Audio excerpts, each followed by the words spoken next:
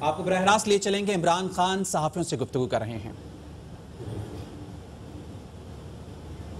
کے طور پر پاکستان کی جو نیشنل لینگویجز ہیں، جو انڈیجینس لینگویجز ہیں، ان کے سلسلے میں اس وقت حالت یہ ہے کہ پی ٹی وی نے سب لینگویجز پہ جو نیو پروگرامز پروڈکشن ہے، ظاہر اس میں سورسز ہوتے ہیں، لوگوں کو ملتے ہیں، وہ بند کر دیے ہوئے ہیں۔ نیشنل لینگویج میں چل رہے ہیں، اس میں نہیں چل رہے ہیں۔ تو اس قسم کا یہ جو ایک میسیج جا رہا ہے کہ اور اپنا سلیبس ہے، اس کو آپ بڑی ڈسکشنز کے بعد واپس آیا تھا صوبوں کے پاس، پھر یہ بات ہو رہی ہے کہ نہیں یونیفارمل سلیبس ہوگا اور وہ سینٹرلائز ہوگا۔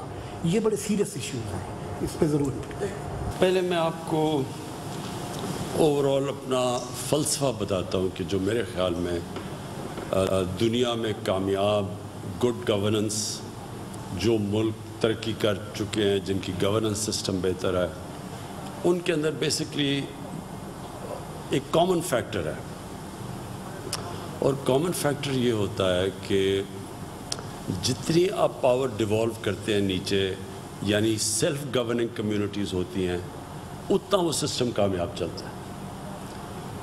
آپ کوئی بھی دنیا کے اچھے گورننس کے ماڈلز لے لیں، مثلا آپ سوئٹزرلینڈ کا بہترین سمجھا جاتا ہے، وہ چھوٹا سا سوئٹزرلینڈ کے اندر 25 کینٹون ہیں، مثلا آلموسٹ صوبے کی حیثیت، بالکل اپنے فیصلے وہ کرتے ہیں، اختیارات ان کے پاس ہیں، وہ ٹیکس کلیکشن اپنی اکٹھی کر کے تو وہ پھر سینٹر کو پہنچاتے ہیں، اور وہ بڑا کامیاب ماڈل ہے۔ وہ کامیاب ماڈل ہمیشہ ہوگا جتنی آپ گورننس عوام کے پاس لے جائیں گے، اتنا عوام بہتر فیصلے کرتی ہے کہ ان کو کس چیز کی ضرورت ہے۔ جتنی آپ سینٹرلائز رکھیں گے، عوام سے دور فیصلے رکھیں گے، وہ فیصلے غلط ہوتے ہیں۔ پہلے تو میں آپ کو یہ چیز کہتا ہوں، پاکستان کے اندر میں سب سے زیادہ ایڈوکیٹ ہوں ڈیولوشن کا، کہ پاور نیچے تک جائے۔ میں اب سے نہیں، آپ میری 24 سال پہلے سے بھی دیکھ لیں کہ میں ہمیشہ یہ کہتا گیا ہوں۔ ہمارا المیہ کیا ہوا کہ ہمارا پہلے تو سینٹرلائز سسٹم تھا، ساری پاور فیڈریشن کے پاس تھی، اس کے بعد 18th امینڈمنٹ میں فیڈریشن سے چلی گئی صوبوں میں، لیکن صوبوں سے نیچے جو جانا چاہیے تھا لوکل گورنمنٹ سسٹم، جو بیسکلی ایک تیسرا ٹیئر ہوتا ہے، بنیاد ہوتی ہے گڈ گورننس کی، کوئی وہاں نیچے پاور نہیں گئی۔ آج آپ کے کراچی کے سارے پرابلمز اگر آپ چلے جائیں تو کیونکہ پاور ڈیوالو نہیں ہوئی، فیصلے کہیں اور ہو رہے ہیں، اگر ایک پارٹی کا پاور بیس کچھ اور ہے تو وہ اسی کو کیٹر کرتی ہے۔ اسی طرح پنجاب کے اندر کبھی پاور نیچے تک نہیں گئی۔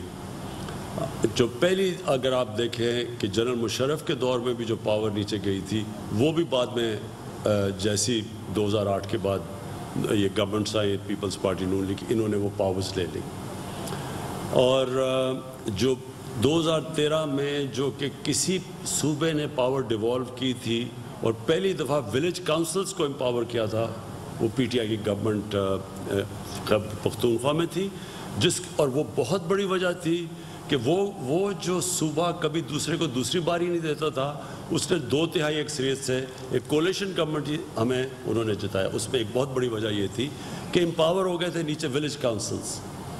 اب جو ہم لوکل گورنمنٹ سسٹم لے کے آ رہے ہیں اور انشاءاللہ اب الیکشن ہوگی، میرے خیال میں وہ پاکستان کی تاریخ کا بہترین لوکل گورنمنٹ سسٹم آ رہا ہے۔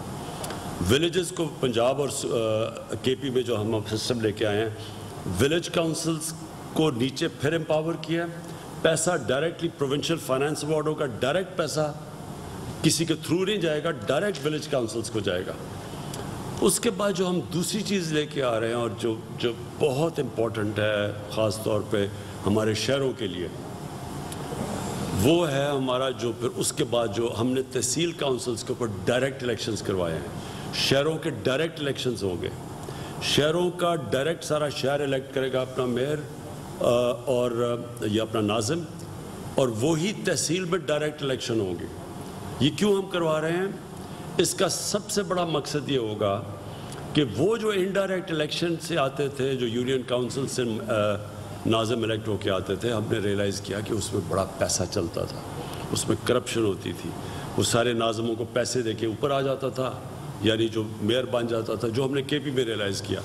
اور وہ جب اوپر سے آتا تھا تو پھر وہ اپنے یونین کاؤنسل میں پیسہ خرچ کر دیتا تھا, باقی ایریا کو بھول جاتا تھا.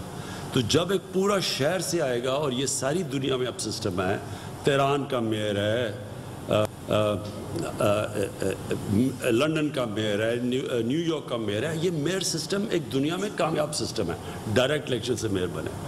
اور یہ میں آپ کو پہلے بھی کہہ بیٹھا ہوں کہ کراچی کا بھی مسئلہ, لاہور کا مسئلہ, یہ کبھی بھی حل نہیں ہوگا جب تک کہ آپ ڈائریکٹ الیکشن سے آئیں, ان کو امپاور کریں, وہ اپنے فائنینس اکٹھے کریں, وہ پھر اپنی پوری سیوریج سسٹم, سارا وہ سسٹم ایک جگہ سے ایک شہر چلے. تو وہ جو ہم اب سسٹم لے کے آئے وہ کے پی میں اور پنجاب کے اندر وہ اگلی الیکشنز ان پہ ہوگی.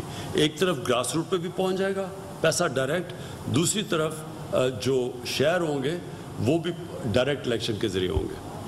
اور میرے خیال میں یہ میں بڑی دیر کا کہہ رہا ہوں کہ کراچی کے مسئلے حل ہو ہی نہیں سکتے جب تک کہ آپ کے کراچی کے ڈائریکٹ الیکشنز نہ ہوں. اور خود کراچی کے مسئلے, پانی کا, سب کچھ, یہ صرف ایک ہی جو ساری میں کوئی نئی بات نہیں کہہ رہا, یہ ساری دنیا میں یہی سسٹم ہے. اب آ جائے جی این ایف سی ایوارڈ پہ. دیکھیں این ایف سی ایوارڈ جو ہے اس کے اندر ایک انوملی ہے. جیسے ہی آپ پیسہ فیڈرل گورنمنٹ صوبوں کو چلا جاتا ہے 65%, صوبوں کے بعد جب اپنی سیکیورٹی کو جاتا ہے اور جب ڈیٹ سروسنگ, قرضوں کی قسطیں واپس کرنے پہ جاتا ہے, تو شروع ہی ہوتا ہے فیڈریشن 700 ارب روپے کے خسارے سے. تو سارا جو فیڈرل بجٹ پر بنتا ہے وہ سارے قرضے لے کے بنتا ہے. یہ بالکل ایک انفیزبل ہے, یہ کوئی دنیا کے اندر ایسا بجٹ نہیں بنتا. جنہوں نے بھی یہ شروع کیا تھا جب بھی 80th امینڈمنٹ, انہوں نے پوری طرح سوچا ہی نہیں کہ یہ کیسے, کون سی دنیا میں کس طرح کا سسٹم چل سکتا ہے. اس کے اوپر ڈسکشن کی ضرورت ہے, ریویو کی ضرورت ہے, تاکہ کوئی ایک بجٹ بنے جو یعنی کوئی بھی دنیا میں بجٹ خسارے سے نہیں شروع ہوتا اور پھر سارے مزید اور قرضے لے کے وہ چلتا ہے. اس کے اوپر مزید اس کی ضرورت ہے. جہاں تک آپ نے ٹیلی میٹری سسٹم کا کہا, میں نے اس کے اوپر انکوائری بلائی ہے. یہ جان کے سیبوٹاج کیا گیا ہے, یا ہم نے چیک کیا کہ جان کی ٹیلی میٹری سسٹم کو چلنے نہیں دیا جاتا, اور یہ بڑا انفیئر سسٹم ہے. میں نے پچھلی میٹنگ کے اندر انکوائری کروائی ہے, اس کے اندر ہم پوری انکوائری کریں گے کون ذمہ دار ہے. ابھی سے ہی ہم نے فیصلہ کیا کہ ٹیلی میٹری سسٹم آئے گا تاکہ صوبوں کے اندر یہ جو مسئلہ آتا ہے پانی کا, یہ ایک ہی وقت پہ کلیئر ہو جائے. جو ساری دنیا کے اندر ہوتا ہے ٹیلی میٹری سسٹم ہوتا ہے, سب کو پتہ ہوتا ہے کس کا شیئر کدھر جا رہا ہے. یہ جان کے خراب کیا گیا ہے اور اس میں میلیفائڈ ہے, اور اس میں پھر تنازع پیدا ہوتے ہیں صوبوں کے بیچ میں. سب سے بڑا یہ ایشو ہے سندھ میں کہ 44 ارب روپیز کوالٹی پریمیم کے ان پہ ہیں. سپریم کورٹ آف پاکستان نے حکم دیا ہے کہ آبادگاروں کو, گروورس کو 44 ارب روپیز دیے جائیں, مگر ان کے آرڈرس کے باوجود بھی وہ آبادگاروں کو, گروورس کو ابھی تک نہیں مل رہے. بار بار گروورس ہائی کورٹس میں, سپریم کورٹ میں جا رہے ہیں احکامات کے باوجود. اوپر سے لوکٹس آ گیا, اس میں سندھ گورنمنٹ کا اپنا اوپینین ہے, مگر وفاقی سرکار سے وہ ایکشن نظر نہیں آ رہا. وہ اتنا ہی ہمارے پاس سمجھا جاتا ہے جتنا کرونا ڈینجرس ہے, اتنا لوکٹس کا ایشو بھی سیریس ہے. میں یہاں جنرل افضل ہے نہیں, جنرل افضل اگر ہوں تو وہ آپ کو بتائیں گے کہ کتنی 1 جنوری سے 31 جنوری سے ہم نے ایمرجنسی ڈکلیئر کی ہوئی ہے. ہم نے پوری ریسورسز ایلوکیٹ کی ہیں. مسلسل صوبوں کی کیا ذمہ داری ہیں, سینٹر کی کیا ذمہ داری ہے. ہم نے سینٹر نے, کیونکہ نیشنل کرائسس ہے, اپنے سے بڑھ کے کام کر رہے ہیں. آپ کو پوری ڈیٹیلز دیں گے کہ ہم تب سے کیا ہم نے کوششیں کی, کتنی ریسورسز اپنی ایلوکیٹ کی. بدقسمتی سے ہمیں جو جہاز تھے, جو وہ یہ اسپرے کے لیے جہاز تھے, تو جب ہمیں دیکھے تو وہ 1990 کے پڑے سب خراب تھے. ایک چلانے کی کوشش کی, وہ بیچارہ کریش کر گیا, ہمارا پائلٹ بھی شہید ہوا اس میں. تو سینٹر نے پورا زور لگایا ہوا ہے. یہ بہت بڑا کرائسس ہے پاکستان کا. 31 دسمبر سے جنوری سے ہم اس کے اوپر پورا کانسنٹریٹ کر رہے ہیں. ہم ان ٹچ ہیں ایران کے ساتھ, ہندوستان کے ساتھ, کیونکہ یہ صرف پاکستانی اکیلا نہیں لڑ سکتا. یہ بہت بڑا کرائسس ہارن آف افریقہ سے آ رہا ہے. وہ ادھر انہوں نے بڑی تباہی مچائی ہے, آپ کو پتہ, صومالیہ وغیرہ, سوڈان کے اندر, اور وہ یہ بالکل فالو کر رہے ہیں. اور ہم ان دو ملکوں سے, کیونکہ ایران سے بھی آ رہا ہے اور ہندوستان سے ہمیں ڈر ہے کہ جولائی میں जुलाई के दौर से भी आ सकता है। तो सिर्फ ये मैं आपको कह दूंगा पूरी तरह इसके ऊपर आ गए हैं। हमारी मीटिंग्स के अंदर सारे सूबे बैठते हैं, हम सारे पूरे डिस्कशंस करते हैं। ये बड़ी बदकिस्मती है कि अगर ये कोई ये इसके ऊपर पॉलिटिक्स जिस तरह कोरोना के ऊपर पॉलिटिक्स खेली जा रही है, बड़ी बदकिस्मती है। सब चीज़ कोऑर्डिनेशन से हो रही है। और मैं ये आपको बता दूं कि कई चीज़ें जो हमारे हाथ में हैं हम पूरी कोशिश कर रहे हैं, कई चीज़ें हमारे हाथ में नहीं हैं, क्योंकि अगर वो दूसरे मुल्कों ने एक्शन ना लिया, मसलन ईरान से जो आएगी और जो हिंदुस्तान से आएगी और जो भी हॉर्न ऑफ अफ्रीका से आ सकती है, तो इसके ऊपर हम डिपेंडेंट हैं और भी दुनिया में मुल्कों में, और इसमें हम FAO के साथ मुसलसल कांटेक्ट के अंदर हैं। आपकी हुकूमत जब आई थी तो सारे लोगों ने वेलकम किया था, क्योंकि आपका जो नैरेटिव था वो तब्दीली का था। तो सारे लोग जो है आपको उस तरह से वाच कर रहे हैं, हाल हो गए हैं। तो क्या तब्दीली आप ला रहे हैं और किस सेक्टर में आपने कोई अचीवमेंट की है और कितनी हद तक की है? और एक बड़ा मसला जो शुरू से हम देखते चले आ रहे हैं वो सेंटर और सूबों के दरमियान तनाव है, और वो इस वक्त भी शिद्दत, ये नहीं है कि वो सिर्फ आपकी हुकूमत में है, इससे पहले भी जो हुकूमतें थी वो नून लीग की हुकूमत थी या ख़ुद पीपल्स पार्टी की अपनी हुकूमत थी, तो भी ये तनाव चलता आ रहा था। यही टेलीमेट्री सिस्टम्स या ये जितनी चीज़ें जो डेवलप की गई थी वो भी उसी तनाजुर में हम देखते हैं।